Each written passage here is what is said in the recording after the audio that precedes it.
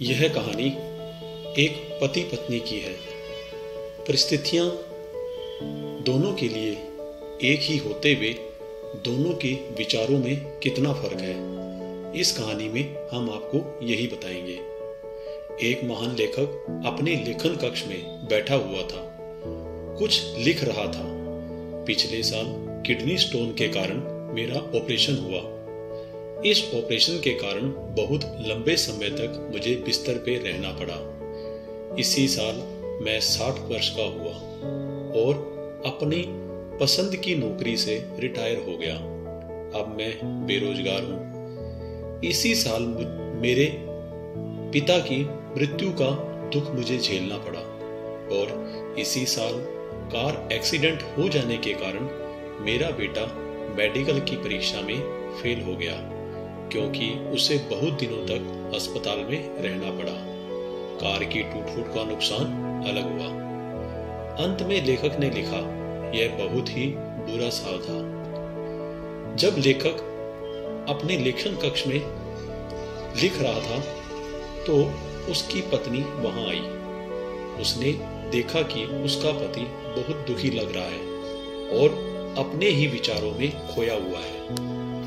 अपने पति की कुर्सी के पीछे खड़े होकर उसने देखा और पढ़ा कि वह क्या लिख रहा था। वह चुपचाप कमरे से बाहर गई और थोड़ी देर बाद दूसरे कागज के साथ वापस लौटी और उसने वो कागज अपने पति के लिखे हुए कागज के साथ में रख दिया। लेखक ने जब कागज को देखा और उसे पढ़ना शुरू किया, पिछले साल आखिर मुझे उस किडनी स्टोन से छुटकारा मिल गया, जिसके कारण मैं कई सालों से दर्द से परेशान था।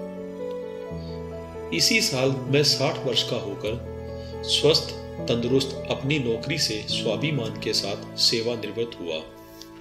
अब मैं पूरा ध्यान लगाकर शांति के साथ अपने समय का उपयोग उन कामों के लिए करूंगा जिन्हें नौकरी के दौरान मैं नहीं कर पाया था।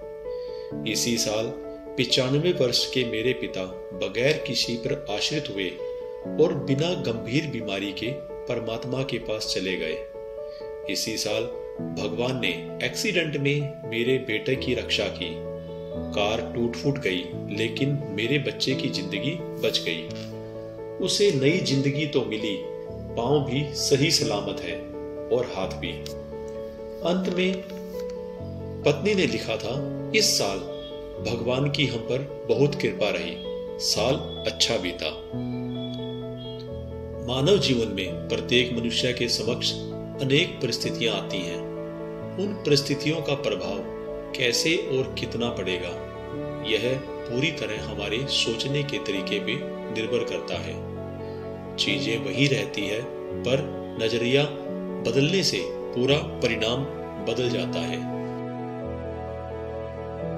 जीवन में सकारात्मक विचार उस इंसान के पास आता है जो ईश्वर की योजना पर विश्वास करता है, और यही तो आध्यात्मिकता है। यह आध्यात्मिकता उसे बताती है कि जीवन मरण ईश्वर के हाथों में है और ईश्वर जो करता है अच्छा ही करता है। अतः ईश्वर पर अटल विश्वास रखने की जरूरत है। किसी ने सही कहा है, जो व्यक्ति हर पल दुख का रोना रोता है, उसके द्वार पे खड़ा सुख भी बाहर से लौट जाता है। कुछ दिनों के लिए जिंदगी मिली है, क्यों ना हम इसे खुलकर जिए। दुखों के बावजूद चेहरे पे मुस्कान लाएं, बच्चों के साथ मस्ती करें, किसी चुटकुले पर जोर से ठहाका लगाकर हंसें। हर नई सांस नई जिंदगी के लिए रोज प्रभु को धन्यवाद दें। इसी के साथ मैं इसे समाप्त करता हूँ। आशा करता हूँ आपको ये पसंद आया होगा। वीडियो को अंत तक देखने के लिए धन्यवाद। इस वीडियो को शेयर, लाइक और सब्सक्राइब जरूर करें।